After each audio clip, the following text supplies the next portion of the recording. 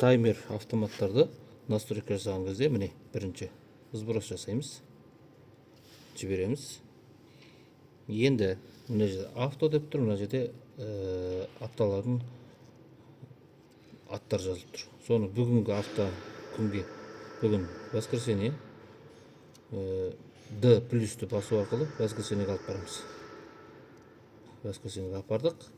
Енді P-ны басамыз, уақытқа туралаймыз. Қараңыз.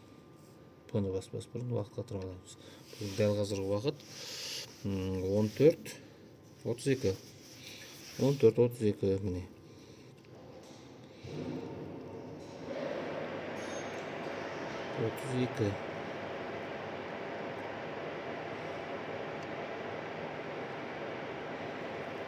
Бітті. Енді келесі P-ны басамыз тағы да. Мынау жарықтың қосылатын уақыты.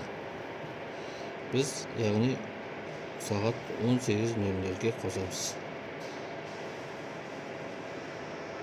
Болды. Енді өшетін уақыт. Бұл өшетін уақыты. Оны таң сағат 5:30-ға қоямыз. Өтіп кетті.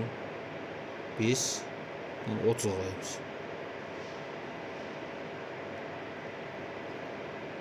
Болды. Аптаның барлық күндеріне осы қалады.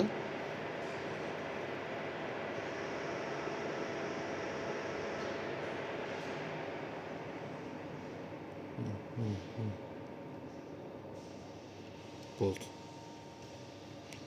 Авто. Өшіру. Авто.